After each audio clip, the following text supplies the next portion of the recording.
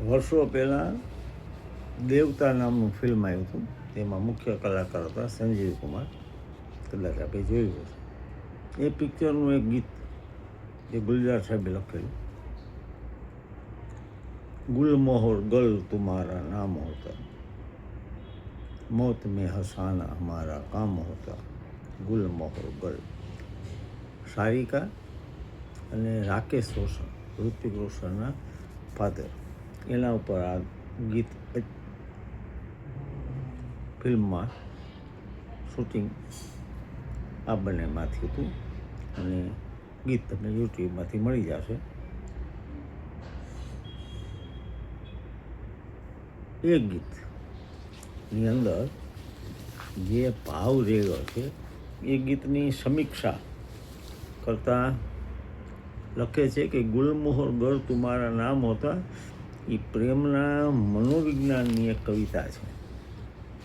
અદ્ભુત રીતે એમને લખ્યું છે. રાકેશ અને સારિકા પર ફિલ્મમાં આવેલું ગીતની શરૂઆતમાં જ કહે છે, જો તારું નામ ગુલમોહર હોત તો ગુલમોહર તુમારા નામ હોત. આ એક સામાન્ય પ્રશ્ન નથી. વાસ્તવમાં નામ બદલવાથી કંઈ બદલાતું નથી, પરંતુ પ્રેમના પ્રદેશમાં તર્ક કરતાં કલ્પના વધુ શક્તિશાળી હોય છે.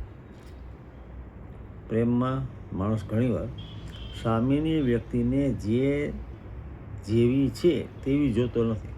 તે પોતાના અનુભવ, સ્મૃતિ અને સ્વપ્નોના રંગોથી રંગીને જુએ.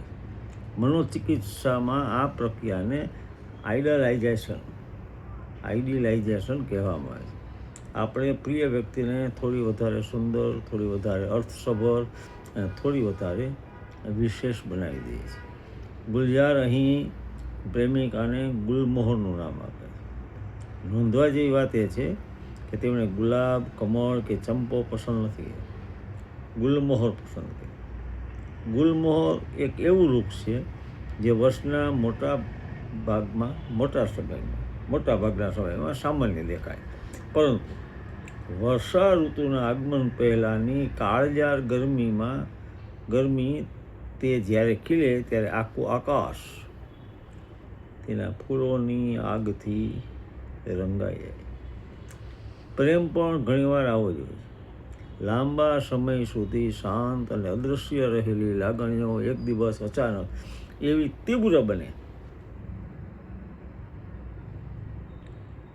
અને તીવ્ર રીતે ખીલી ઉઠે છે અને પછી દુનિયાનો આખો રંગ બદલાઈ જાય. ગુલજાર અહીં દિલચસ્પ પણ મનોવૈજ્ઞાનિક પ્રશ્ન પ્રસ્તુત કર્યો છે. પ્રેમી માત્ર પ્રેમિકાને ફૂલ કે વૃક્ષ સાથે સરખાવતો નથી, તે આખી દુનિયાને તેના નામની આસપાસ ફરીથી ગોઠવવા લાગે છે. જો તેનું નામ ગુલમોહર હોત તો વસંતની ઓળ પણ કદાચ બદલાઈ જાય. જાણે પ્રકૃતિ પોતે તેના અસ્તિત્વમાંથી અર્થ મેળવતી હોય એમ ગુલજાર લખે છે કે આયેગી બહારે તો अब तक उन्हें कहना जरा इतना सुने, मेरे गुल बिना उनका कहा बहार न होता. વસંત આવે તો એને કહેજો કે મારા ફૂલ વગર તને કોણ વસંત ગણવાનું. મનુષ્યનું મગજ નામો અને પ્રતીકો દ્વારા વિચારે છે. કોઈ વ્યક્તિ આપણે જે ઉપમા આપીએ છીએ તે ઉપમા ધીમે ધીમે આપણા અનુભવનો ભાગ બની જાય.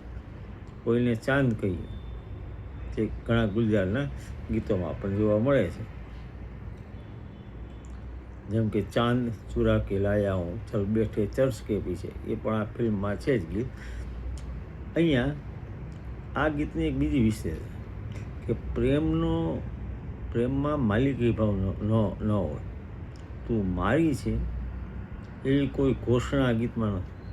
અહીંયા પ્રેમ અધિકાર તરીકે નહીં, સર્જન તરીકે વ્યક્ત થાય. આધુનિક મનોવિજ્ઞાનમાં પ્રેમના બે સ્વરૂપોની વાત થાય છે.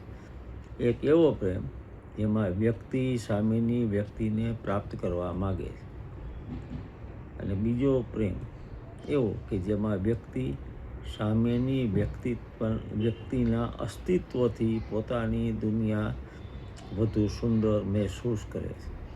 ગુલજાર ગર તુમ્હારા નામ હોતા એ બીજા પ્રકારના પ્રેમનું ગીત છે.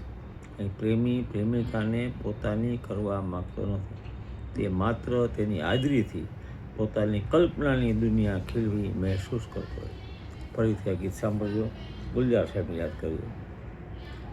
કેવું સુંદર રીતે લખ્યું. ફિલ્મ પણ બહુ સારી હતી. દેવતા યુટ્યુબ ઉપર મળી જશે. બહુ સરસ, અભિનય પણ સરસ હતો, વિષય વસ્તુ સરસ હતી. એક જ માણસ જે કાલ એને આઈટની કહે છે ને, એક જ માણસના બે સ્વરૂપ. મેરે અંદર छिपे हुए जानवर को मत जगाना, ડાયલોગ. ફિલ્મ પણ જોજો, આ ગીત સાંભળજો અને માણજો. જય હલવા. મળીશું પાછા બીજા કોઈ વિષય સાથે. પ્રણામ.